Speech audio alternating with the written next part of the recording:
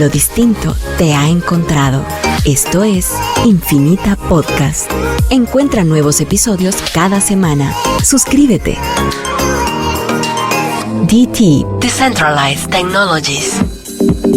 Conversaciones sobre blockchain y sus diferentes aplicaciones, tecnología del dinero, su adopción, educación y regulación. De la mano de pioneros y expertos en tecnología, conducido por Esteban de la Peña e invitados especiales. Esto es DT Podcast. Comenzamos.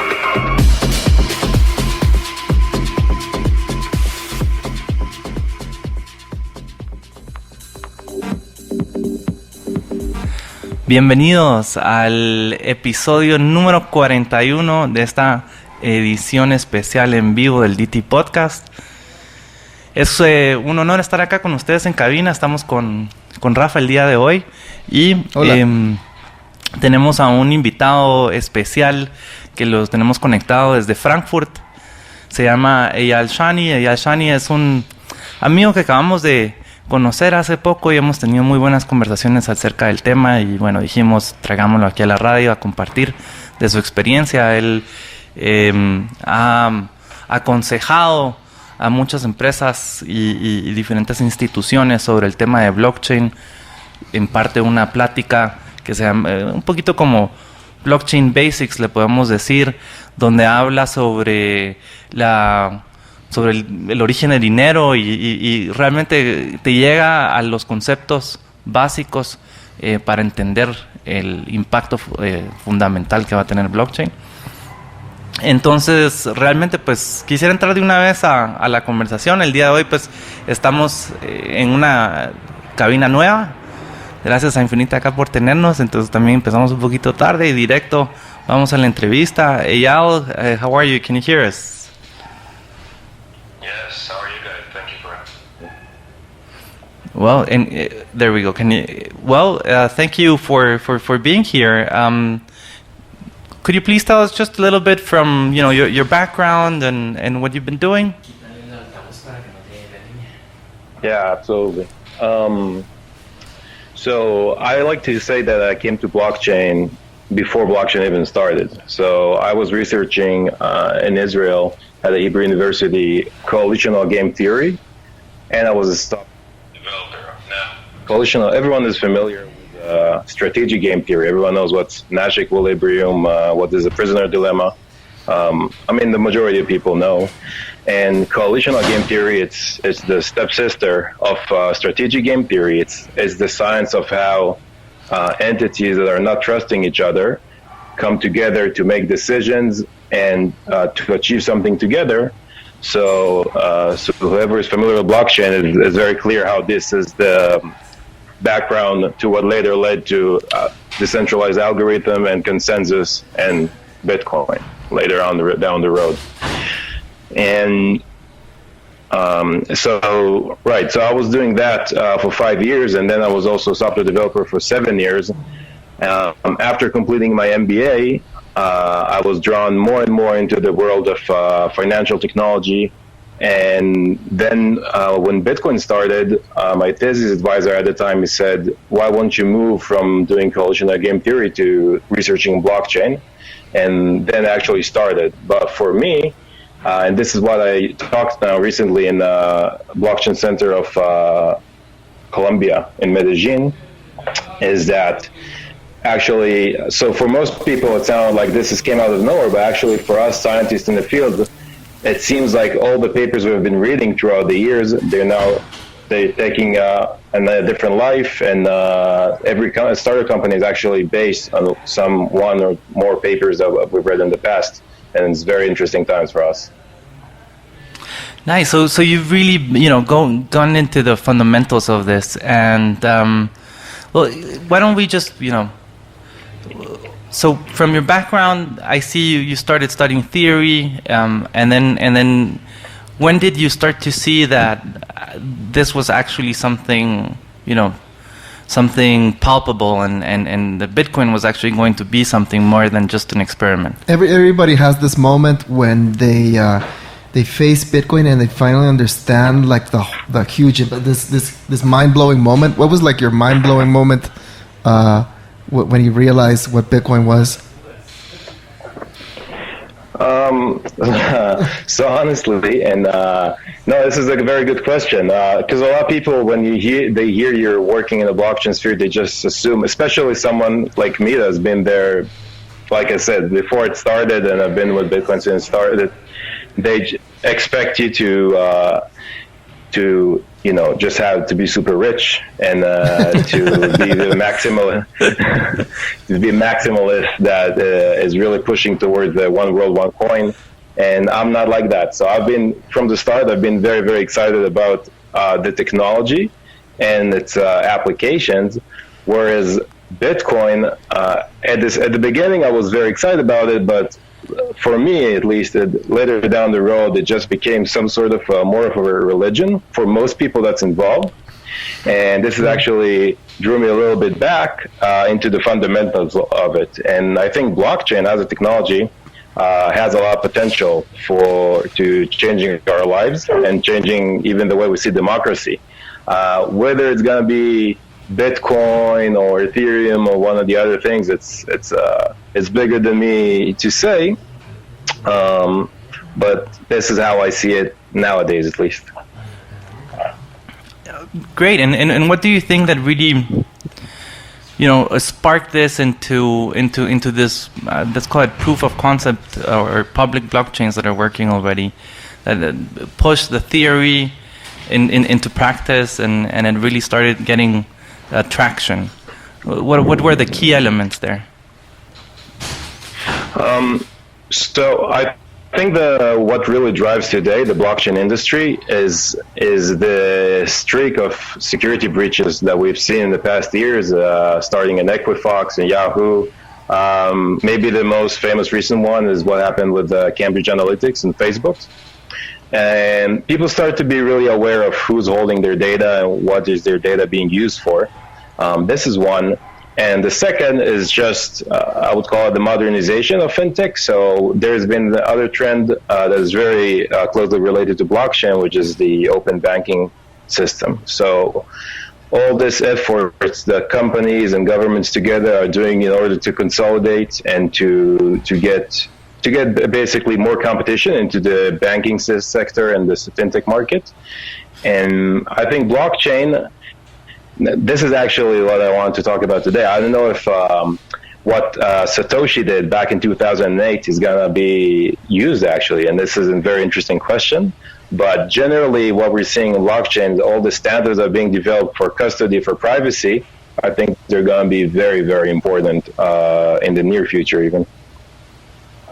And how so? Expand, please. For example, so what we're seeing today, if you were to start a new, let's say, fintech company, a new payments system or something like that, something that's tailored for the people of Guatemala, for example. So what happens is today the regulation is super strict. It's just it's the same laws that were developed 10, 20, 30 years ago. And they're really holding back a lot of companies. Right, so, and they're really holding back a lot of new companies that they're saying, we know the market, we know it's not needed anymore, but you can't go against the law unless you're Satoshi, right, and nobody knows who you are, right? Yes. And so, for example, today, and even so 10 and 20 years ago, the government wanted to know everything what happened that their citizens are doing. It's not limited only to their financial activities, also their messages, their phone calls. And it's actually pretty recently, I don't know if you guys remember when PGP came around. So that was like in the early 2000s or 90s, late 90s. So that was actually the first time that normal people, just people like me and you, could use military-grade encryption, and we could actually start sending messages to each other without the government being able to see what we're doing. So this is super new, and it took a lot of time for the governments to give up on this kind of power. Regarding to payments, so it's the same. Now, the government wants to know everything, and for a good reason, right? Because we wouldn't like to see, for example, terrorist organization financing their sales via Visa or something like that. Of course. But of course, the thing is that again, there's actually also the right of everyone for privacy and the competitive market. If we use, for example, pseudo-anonymous systems like blockchain. So let me just go 1 minute into that. Today, if you just use Visa, everyone knows who you are, correct? Because it's just, you signed up with your documents, you go to your bank, you go through KYC, AML, they know exactly who you are, and if you do something bad down the road, then they will know where to go. Yeah, the back of the government. With Bitcoin, Yeah, I'm sorry. We need to go into the first break here right now. I'm sorry to interrupt, but okay. I think this is really interesting, the conversation, and in the next segment we'll keep on talking about this. So, bienvenidos, episodio número 41, DT Podcast, live edition.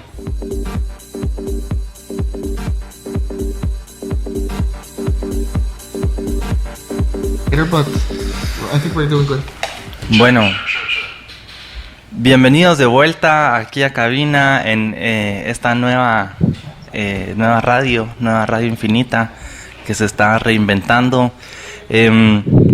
Pues este es el DT Podcast, episodio número 41, edición en vivo. Tenemos aquí a Eyal Shani.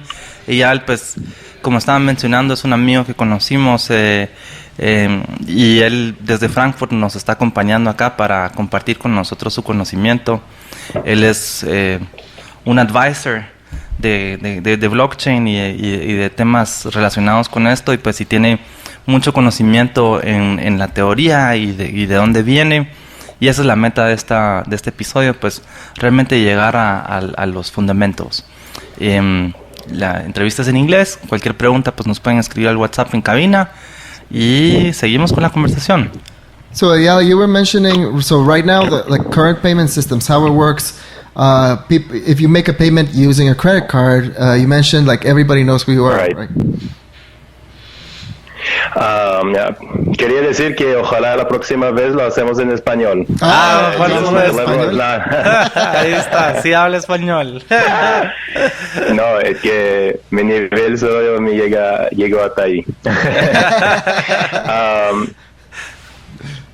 Great. So yes, we're talking about KYC, which is Know Your Customer, and AML, anti-money laundering regulations. And this is something that it sounds very techy, but it's very simple, right? When you register with your bank, you give your documents, your ID, where you live, so they can find you, because they want to know what happens down there. And what we're seeing, Bitcoin, it came with the idea of privacy, right? But if you're into it, you know that later down the road, some people find that if you put enough money into it, you can actually, and enough effort into it and enough money, you can actually find a little bit more about what people are actually doing. So it's not as hard as Satoshi maybe thought, but it's not impossible to know what people are doing, but it just takes a little more effort than Visa. And the nice part is that maybe it's enough. Maybe, for example, if a government has a lot of issues to deal with, right? That we don't. For example, if they now make the banks keep all your passport, right? So if you sign today with the Revolut or number 26 from Berlin, if you sign up with them, you need to give your passport copy, and then they video interview you. I don't know if you guys went through this process before. Wow. But it's pretty. No, we didn't know there was an interview. Right. Yes. Sometimes, because they want to know that who you claim you are is actually who you are, and again, so now they have to keep all this information. So this creates a huge honeypot for hackers, because they know these banks are keeping all this information, and this is not a great situation too, because as I said before, eventually they will find a way to get away, and this happened before.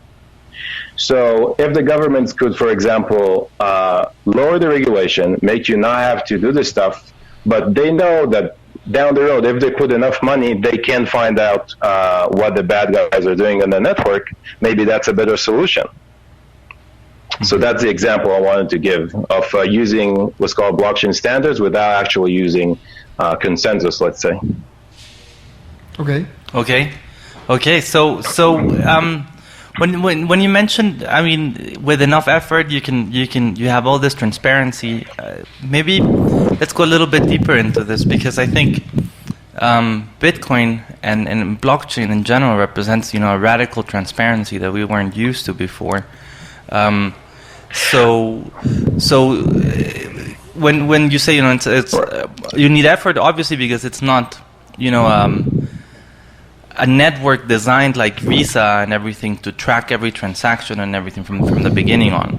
So that's like a second layer application that needs to be built, I guess. Maybe you could expand a little bit on that. Right. This is one aspect of looking at it, but it also goes deeper than that. For example, we could actually, so let's take Bitcoin as an example, because probably most people are familiar with Bitcoin. In Bitcoin, your ID is not even on the system, right? So there's just public addresses which change on every transaction you make, correct? Mm-hmm. And so presumably nobody knows that these transactions link back to you.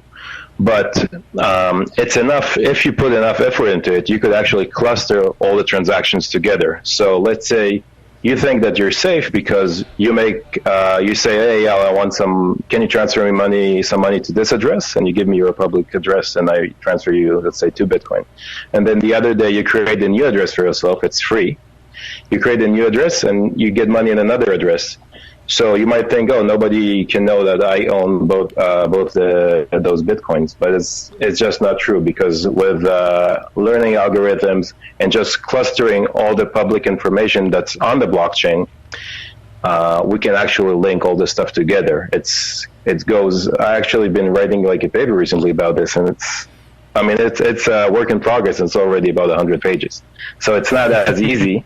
But this is the idea in general.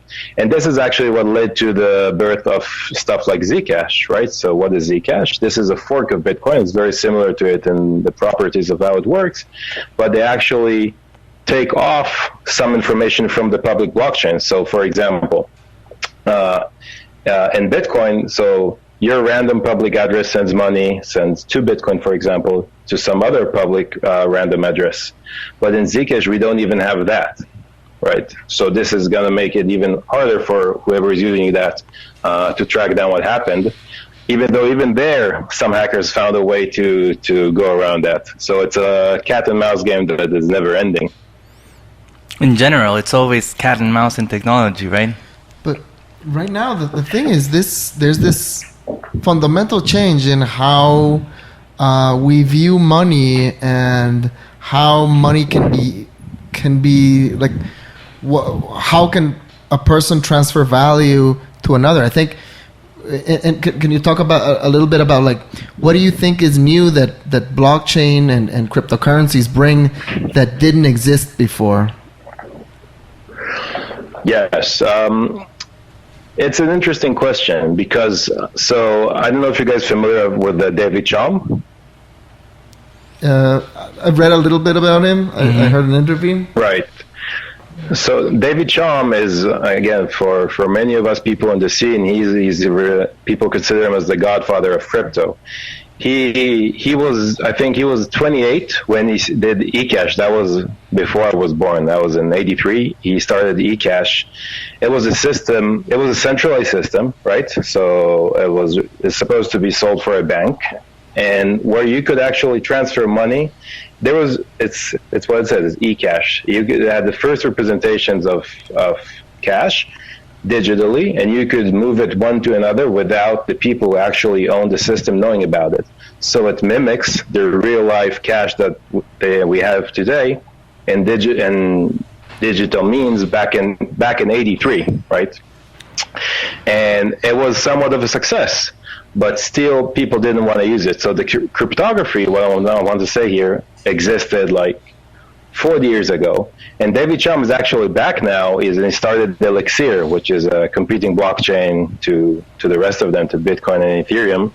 And he's, I think for him, we're all compared to him, we all seemed pretty dumb because he was like, "Hey guys, like you're all excited now about this. I thought about it 40 years ago, but nobody wanted it."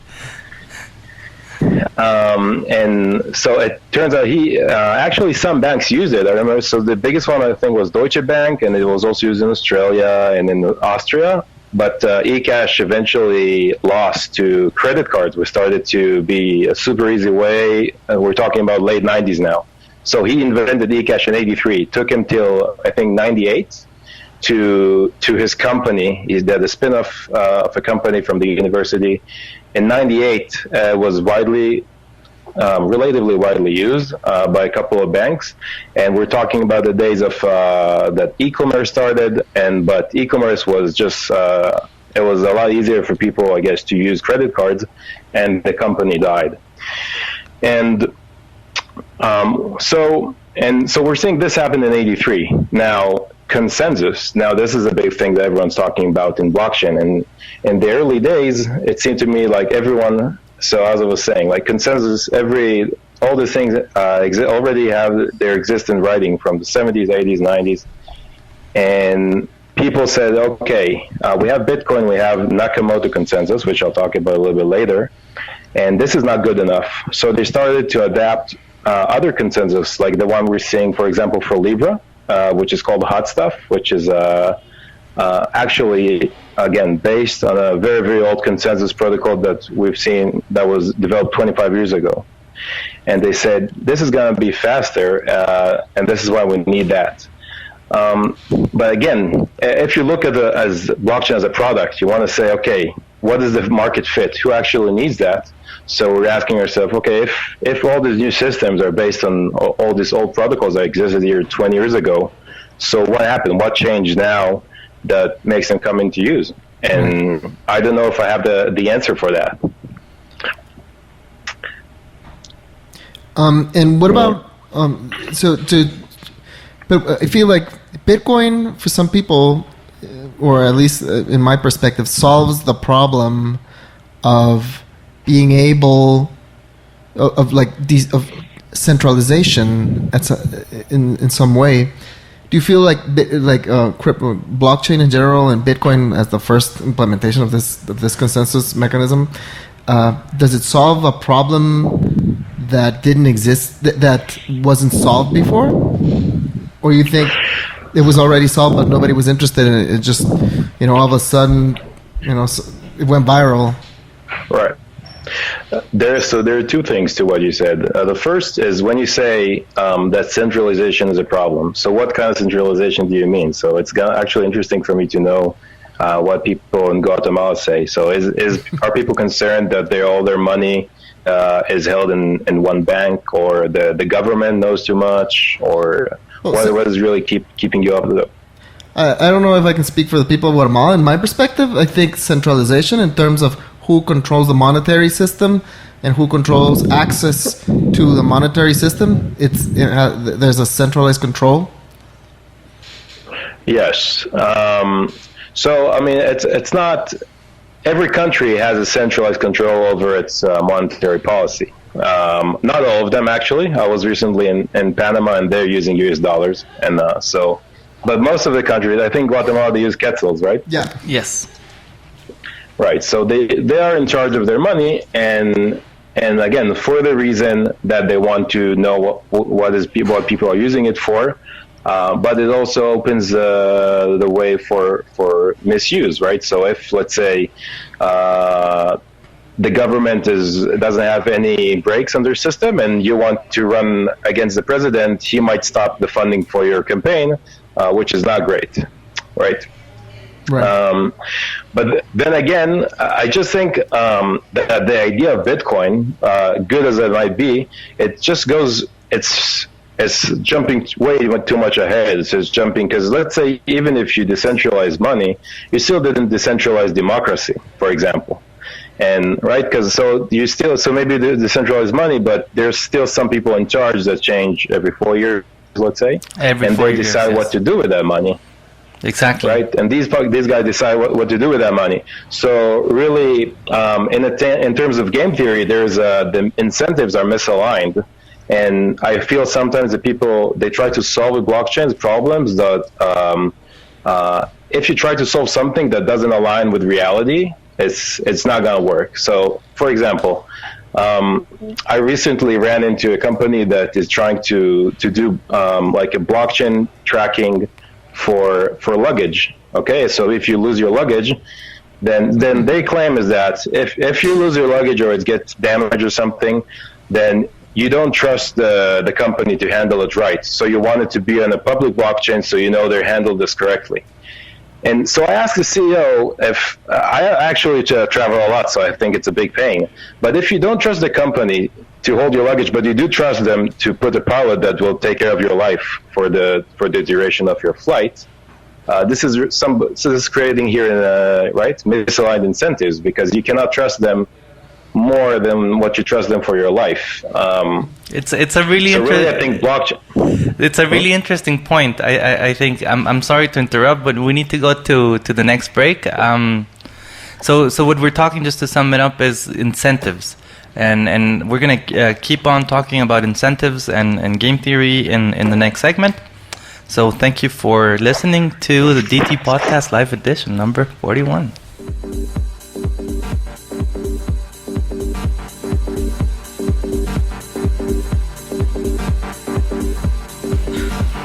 Bienvenidos de regreso. Aquí estamos en este episodio especial, el DT Podcast número 41. Están escuchando a Radio Infinita.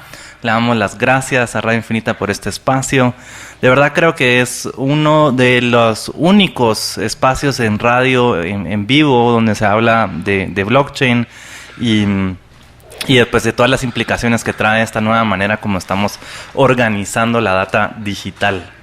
Y todas las ventajas que nos trae a nosotros como economía, pues toda la transparencia y los casos de uso que podemos usar, que realmente en DT somos muy apasionados por nuestro país, creemos mucho en el potencial de nuestra economía y en las capacidades de nuestros compatriotas, y por eso es que hacemos esto, por eso compartimos esta información, para que las personas y ustedes puedan entender el impacto que este tiene y que realmente solo es conocimiento. Si conocemos de algo, pues ya nos educamos, nos informamos y ya logramos participar. Estamos ante una revolución de tecnología similar a como cuando empezó el Internet, y Guatemala está en una posición para poder o aprovechar esta tecnología para despegar como país, o dejarla pasar y que alguien más lo haga, ¿verdad? Y entonces por eso es que pues invitamos aquí a Eyal Shani, que está con nosotros desde Frankfurt, Alemania, hablando sobre sobre blockchain. Él tiene una empresa también de asesoría de blockchain que se llama Hay que subir porque hay que subir. Y así hay que decir también que Eyal Shani es de Israel, pero ahorita está en Frankfurt, una ciudad que me gusta mucho. Yo viví 5 años ahí en Frankfurt, me la pasé muy bien. Bueno, pero regresando al tema, estábamos hablando de teoría de juego, de los incentivos y cómo los incentivos tienen que estar alineados para realmente empezar un ecosistema y que se empiece a usar, y que de la misma manera también el blockchain no es la solución para todo, porque si los incentivos no están correctos, pues también no tiene un caso de uso real, ¿verdad?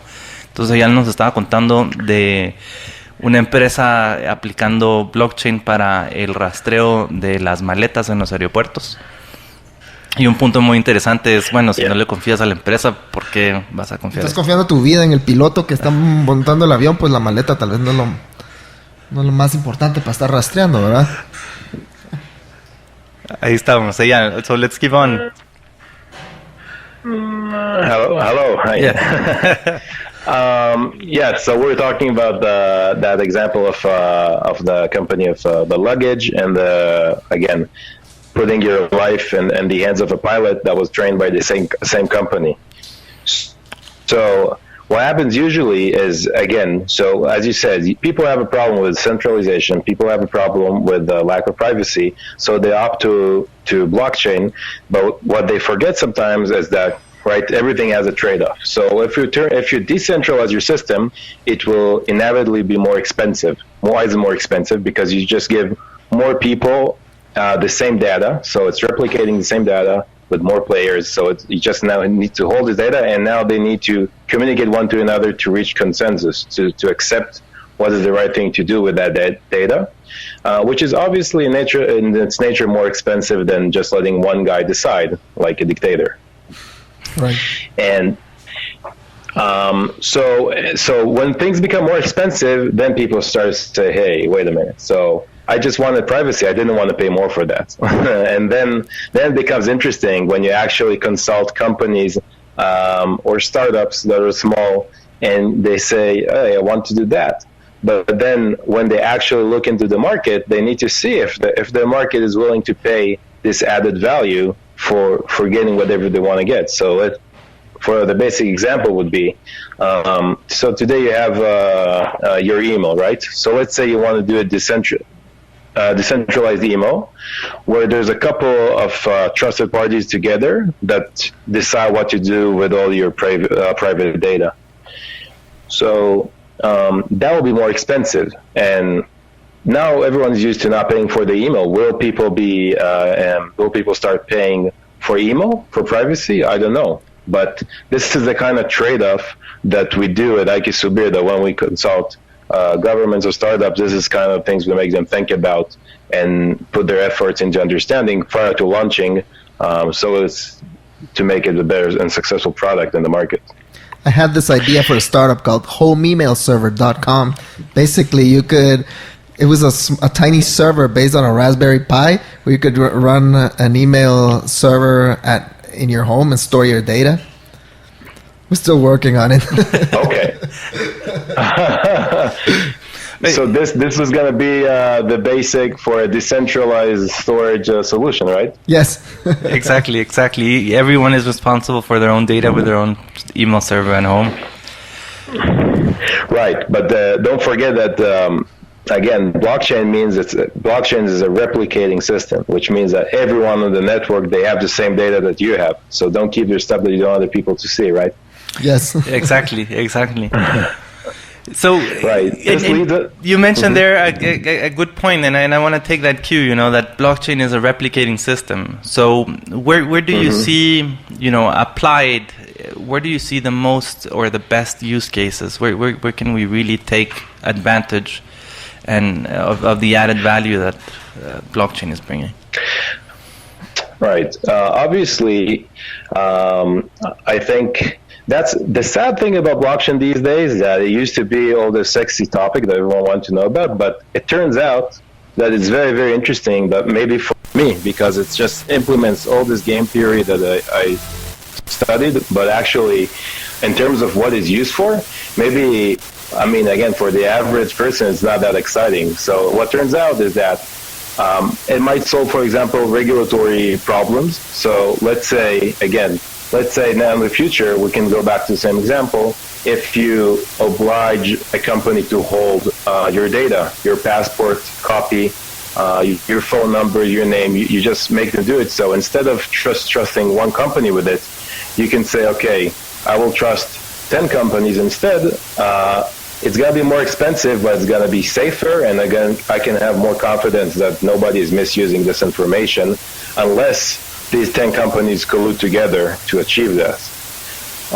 So that's a good use case, for example. And the interesting part is that to achieve this, we need blockchain, but we don't necessarily need Satoshi's invention. So we can speak about that for a minute if you're interested. Yes, let's go into that. So consensus again, what is consensus? It's the way that different entities that are non-trusting, they don't trust each other by nature, they reach something together. And what we have is protocols, computer algorithms that this guy run, and they guarantee them to reach something together fairly according to what they designed as fair in the first place. So protocols of having, this is actually a very, very interesting problem that is, I don't know if you're familiar with the world of computer problems, this is a problem that computer cannot solve actually. but there's some approximations that people have developed throughout the years that are being used today. What happens is that these algorithms that were developed, they can solve it pretty efficiently, which means run in enough time for 10, 20, or 30 people. But when we're talking about 2,000 people, or what Satoshi envisioned, that everyone is a miner, right? So 8 billion people, they will never run in enough time. It's just not going to work. And that's the beauty of what Satoshi did. So Satoshi, he looked at consensus in a very different way, which I don't know if we're going to have time to go into today. But he looked at it and he actually looked at it in a probabilistic way, which means that you guys probably know what it means, because today when you do a Bitcoin transaction, so it happened, but you're not really sure it 100% happened. This is why you wait 6 blocks to kind of be more sure that it's in there in the blockchain, correct? Correct. This little change that he invented actually led to a system, which is Bitcoin, which is a consensus that everyone can go in and out whenever they want, this is the fundamental thing. This is something we never had before 2008. A consensus where you don't even have to say who you are. So let's go into it again. If you're 20 banks that want to do a little blockchain together, this is something that we could develop in the 80s. In the 90s for sure, right? Maybe I'm pushing a little too far, but in the 90s for sure. If you want to do a system where you don't know who's going in and out, and for it to be relatively safe. So obviously Bitcoin is not as safe as a closed system like Hyperledger, but is relatively safe and is working pretty well, which is pretty well is the key word. So this is what we didn't have before. And cases for blockchains that are limited, because this is just how life is today now, right? So you, for example, elect some people to work on your behalf, for the government, for the bank. There is also some sort of politics that run who's running the banks. And this is how we used to look at life. Now, the system where everyone controls everything is unstable, and we're not sure how it's going to happen. And I'm sure if it will lead to chaos, all these computer scientists that develop the system, I'm pretty sure they're going to be the first one to die. I'm sorry to say, because they're like all these nerdy scientists if the world goes down in flames, right? Yeah.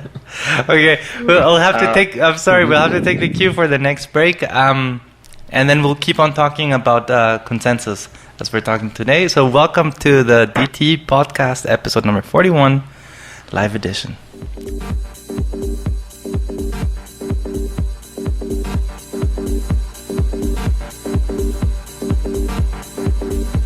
Y estamos de regreso aquí en Radio Infinita 100.1. Están escuchando, creo yo, una de las entrevistas más interesantes que hemos tenido sobre los fundamentos de blockchain, los fundamentos pues también al mismo tiempo de Bitcoin, que es lo que estábamos hablando ahora, sobre lo que vino a Satoshi a innovar. Qué es lo que existía y se podía hacer antes en los 90, se podían hacer blockchains cerradas, pero realmente lo que vino a innovar Satoshi pues fue de que ya se creó un ecosistema donde se hace un consenso y las personas pueden entrar y salir directamente, anónimamente, sin pedir permiso, sin pasar por una institución que valide y que diga sí, ustedes pueden minar o no pueden minar. Y esa es la revolución que realmente viene con esto, porque eso es lo que nos da acceso a una economía financiera global realmente. Entonces, pues, Eyal, let's keep on talking about consensus. And, yeah. Yes. All right. So I got in the Spanish that you're talking about the future. We're going to have one big financial system for the entire world. Exactly. I hope that will happen, actually. I just don't know if it's going to be Bitcoin or we're going to have like one Quetzal to rule the world. Exactly. Nobody knows that. But, you know, the interesting thing is the technology is already out there. So we're already on the right way. Some people say some people say the future, everything is going to be, just because of the immense number of people that we're going to have here, there's just going to be one big country. Everyone's going to look Brazilian, I read. So it's a promising future, honestly. Yeah. Hopefully. I think there's a natural tendency to, have control over others. Unfortunately, as humans, we have this, this urge to control others. I hope that doesn't happen in the future, and we can have this one global country. This actually brings an interesting thing that we're really looking into. We're talking about incentives and economies, and it's really obvious when you first hear it. But the more homogeneous that your economy is, that the better it's gonna perform.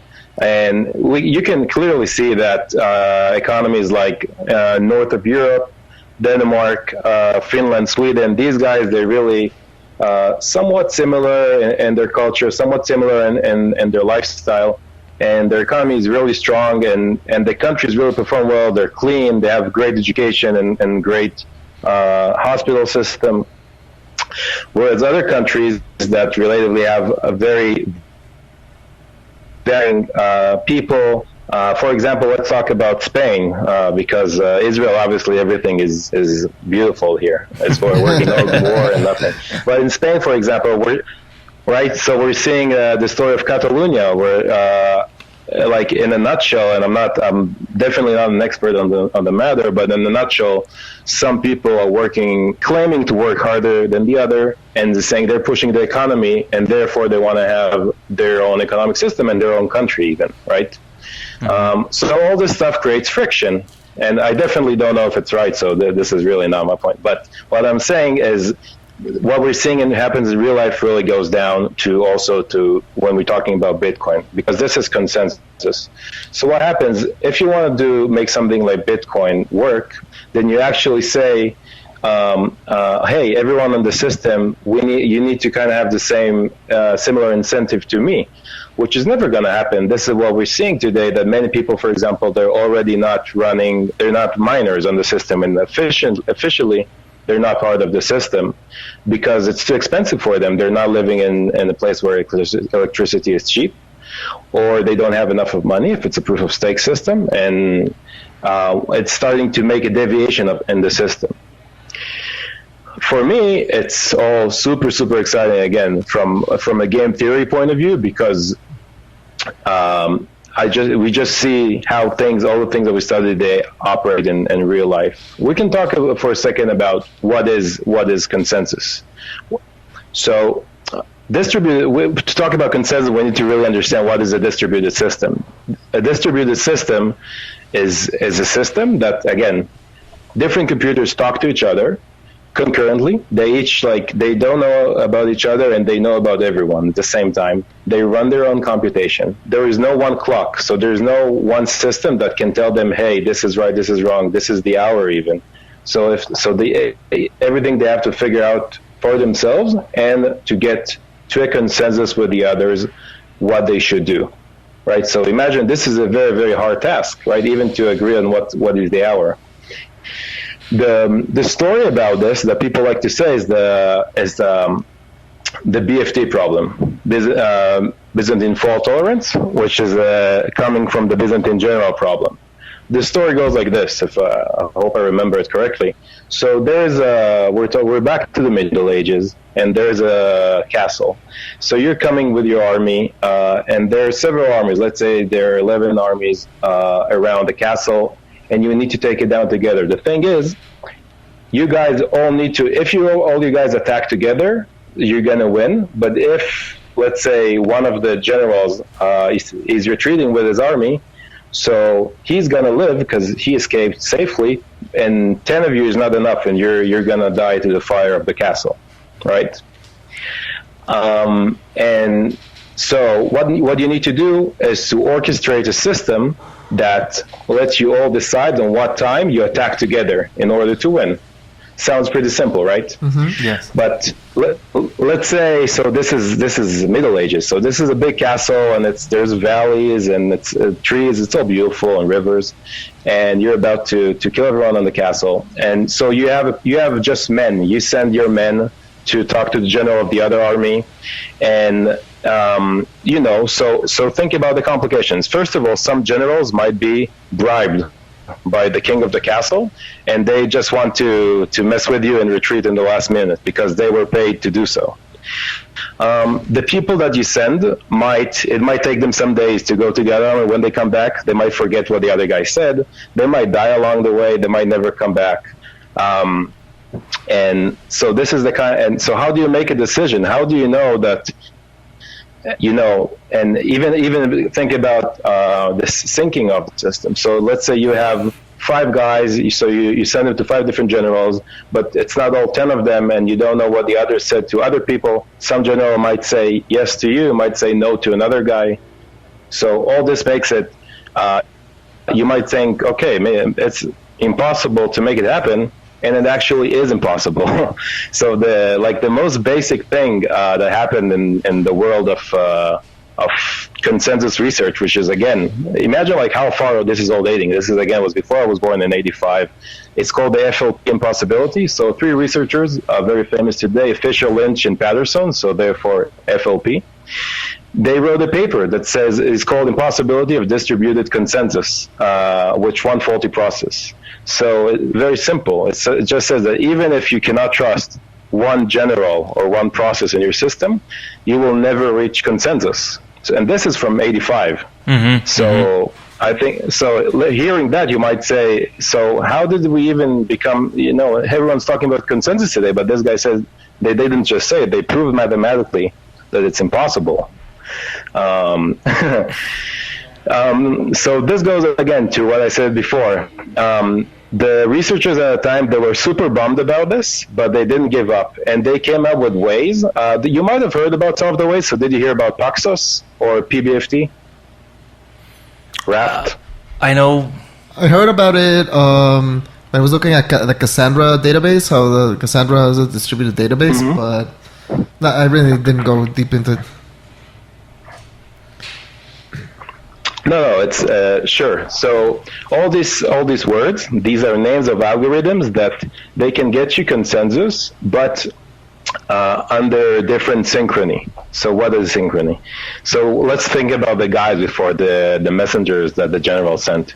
So what consensus originally tried to achieve is something with full synchrony. So it means that we send someone, and again, if he doesn't come back, we're stuck. So this might happen. Under all these assumptions, we don't know what to do. Again, science hasn't figured out how to solve it. But let's say, for example, that our messengers are stronger people, right? And they're faster. And we can all know that they will come back in 2 days with the right answer, for example. Okay? Mm-hmm. Mm-hmm. They might come in 1 day. Oh, sorry, not that with the right answer. We just know, I'm sorry. They will just come back in 2 days. That's all we know. So under this assumption, we actually know how to do consensus. And so later, again, till today, there have been different synchrony models that scientists developed and different consensus solutions that achieve security and safety under these assumptions. So, for example, and this is actually, you can see really how it relates to the blockchains we have today. Hyperledger, for example, right? It's faster than Bitcoin, faster than Ethereum, or all these closed-loop blockchains. Why? Because they assume that all their miners will always be up. Oh, they're not miners, they're validators. All the validators will be up, and they will reply with the right answer in a short amount of time. So they achieve consensus faster than Bitcoin, where you might talk to someone and he decides to shut off his computer in the early days, right? Everyone could be a miner, and he never replies to your message. Mm-hmm. And so this is what happens with consensus. The Byzantine general problem was never solved, but they did come around it with all these different partial synchrony solutions to achieve consensus. to the day, Satoshi came with again this amazing consensus, almost consensus, let's call it, because it's probabilistic consensus, not reaching it immediately, that can do it for simply anyone. Again, allegedly, it could create one economy for everyone if we all configure the same, which is, I don't know if it's something that I want to happen to the world. So what you're saying is basically that Satoshi did solve the Byzantine generals problem in a way. No, in a practical way. In a practical way. Byzantine general problem was proved to be unsolvable in 85. What we had was ways to kind of do it, but again, we had the ways to do it immediately. So, for example, you make a transaction, you know it's in there. Unlike blockchain, where you kind of have to wait, and you're never sure, right? So there's always a small chance, which is it's not impossible, but it's just going to be very expensive for someone to orchestrate a system where he's creating a side chain that is long enough to overcome the main chain. But it's always a possibility that can happen in Bitcoin. So it's probabilistic consensus. That's sort of like the way to define it. It's a great way to sum up. We're going then to the next break, and we'll continue this amazing conversation. I think the first conversation on live radio about the Byzantine generals problem.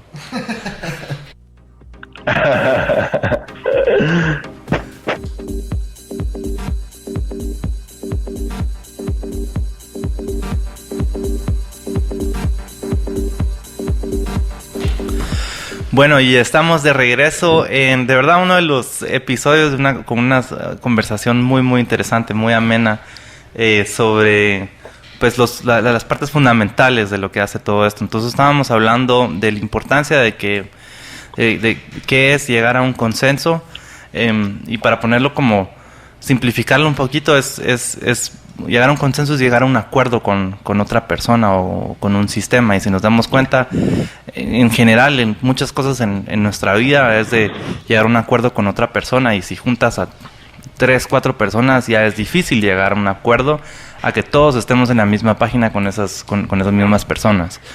Ahora pensemos cómo vamos a llegar a un acuerdo, que todos estemos de acuerdo con la información, a una escala ya global, pues, donde cualquier persona puede participar y decir, estoy o no estoy de acuerdo con esto. Entrar y salir del sistema. Exacto, y entonces esto es lo interesante que viene Satoshi a resolver de cierta manera, que es lo que nos está explicando Eyal, de que al final del día pues lo resuelve de una manera de probabilidad, y esa probabilidad, ese espacio que queda ahí, simplemente el ecosistema lo vuelve tan caro de ajustar o de cambiar en ese espacio de probabilidad, que ya no vale la pena. Entonces yo creo que ahora la conversación la vamos a llevar al tema de los incentivos que hacen que un blockchain público como Bitcoin funcione. So yeah, let's keep on the conversation on financial consensus and the importance of it. Right. So we're talking about blockchains, and again, the many ways that they can or cannot change our lives in the near future. And we talked about some aspects, which is, again, for example, that because we're not homogeneous as people, as a population, quickly we will probably converge to a system which is similar to what we know today. Like, we're having centralized miners that they basically control Bitcoin, and instead of having to talk to banks, we talk to them. This is one problem that is people trying to solve it today, but there's also many other problems, because we just talked about consensus. So, and previous consensus and the consensus, you probably heard about Tendermint and Hot Stuff, which is, this is the consensus being used by Libra. These are consensus that are correct, let's say. So when you make a transaction, it's finality, it's immediate, and you know it happened. In open blockchains, in public ledgers, it's not the case. So when you make a transaction, there's always a slight chance that it's not going to happen eventually. the thing that protects you, unlike mathematical proofs. So what happens in the boring departments of mathematics in the universities, we work on proving that things are safe or not. So we can know that things are 100% the way they are. And in Bitcoin, is not the case. And actually, as time passes, we see more and more papers that show that there are some aspects of security that Satoshi didn't think about originally. What happens is that Bitcoin is, and again, all open ledgers, they are economically safe or secure, let's call it. So what it means, it doesn't make sense for people to perform some attacks. Now, sense is a really nice word here. What we call it in game theory, it's rationality, right? So actually the center where I studied in Israel is called the Center for the Study of Rationality. We assume that people are rational. So what means rational for us mathematicians is, for example, I will not spend, let's say, $1 million to steal $1, right? Or let's do a better example. I will not spend $1,001 to steal $1 million. That makes sense, right? Yeah. Right.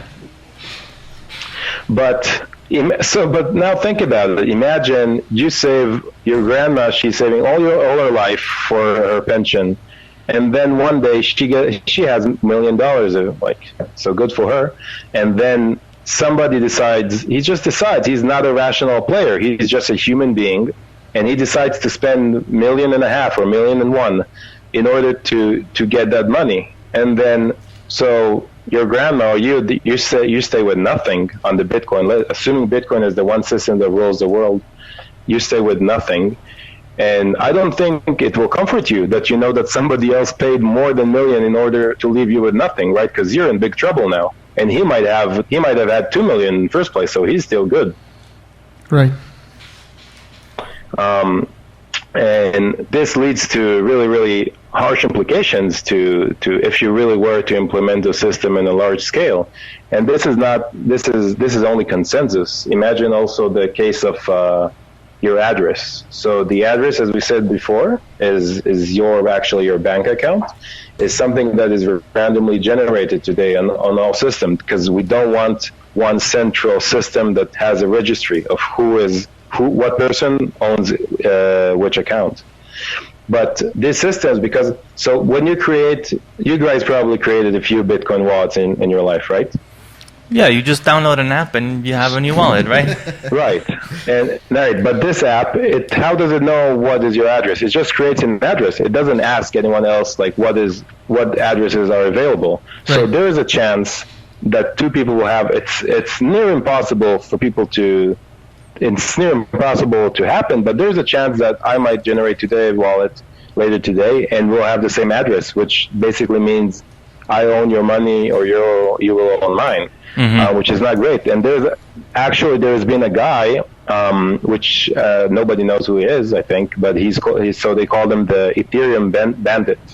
He just started to randomly guess private keys and to check if there's actually money in it, and it turns out he was able to steal a lot of money from people. He did spend money on that hack, but again, if you were the guy that he took your money away, I'm not sure that comforts you.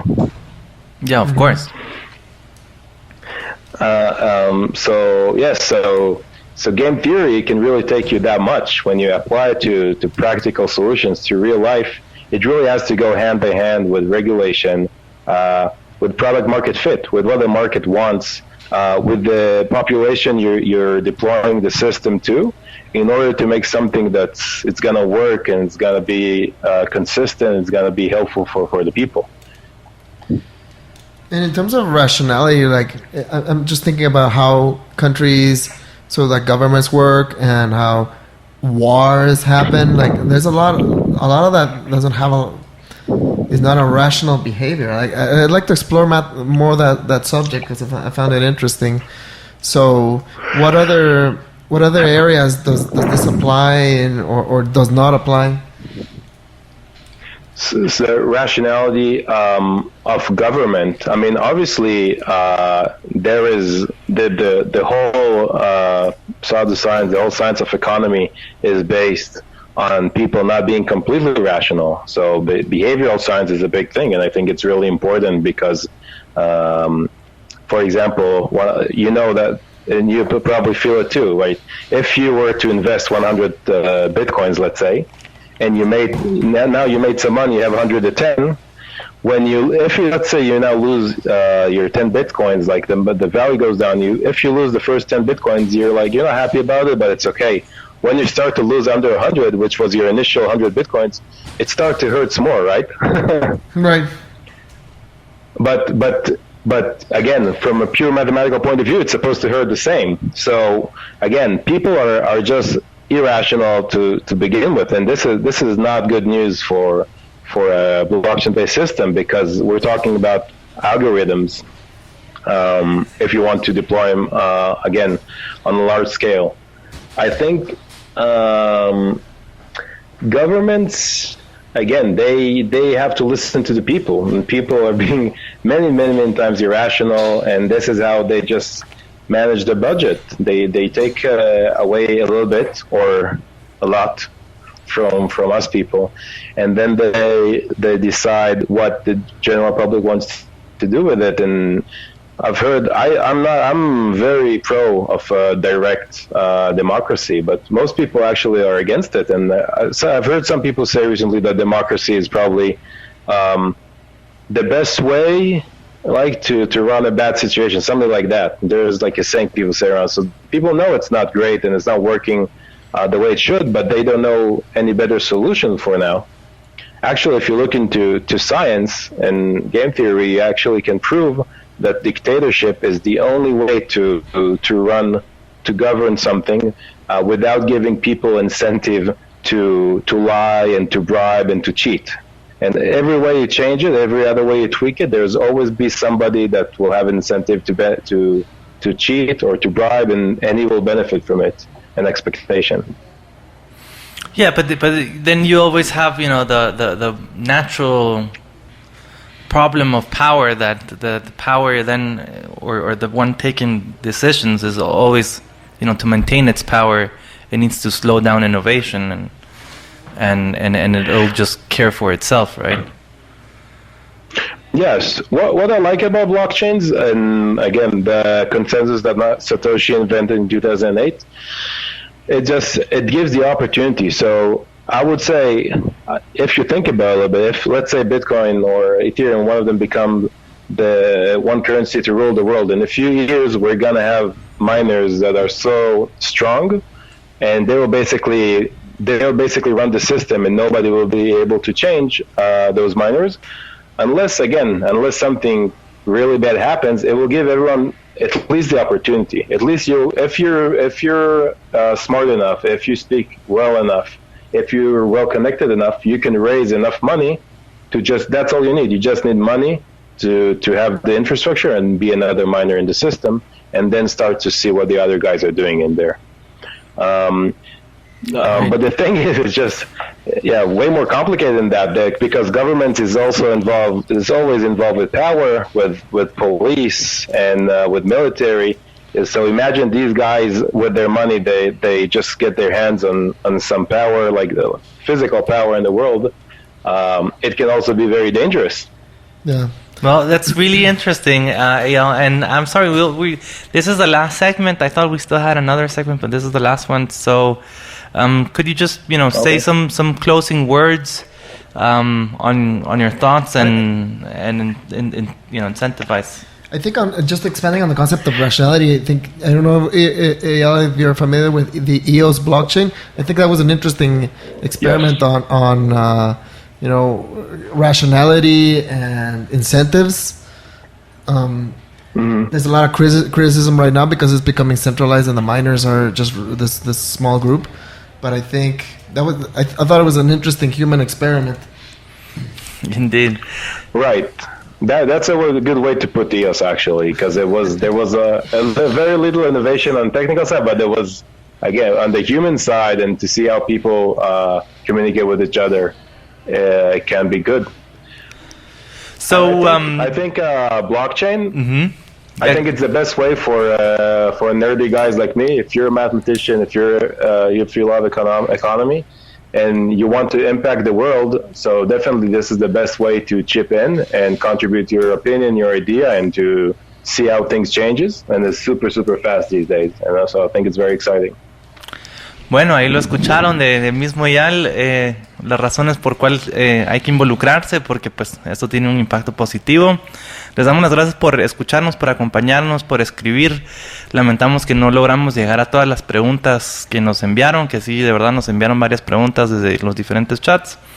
Pero pues aquí estamos dándole la bienvenida a Radio Infinita en su nueva casa y vamos con un tiempo un poquito apretado. Entonces este es el final de nuestro episodio número 41, Special Live Edition del DT Podcast. Recuerden que nos pueden escuchar en todas las plataformas de podcast. Estamos en iTunes, en Google, en Spotify y demás. Entonces hasta la próxima y que tengan un feliz año. Este es el último episodio del año. Nos vemos en enero 2020. Recuerden, síganos en las redes. Ahí tenemos el video del DT Blockchain Week que hicimos hace unas semanas, donde fue toda una semana de blockchain de lunes a domingo. Entonces gracias por escuchar, participar y hasta la próxima. Gracias.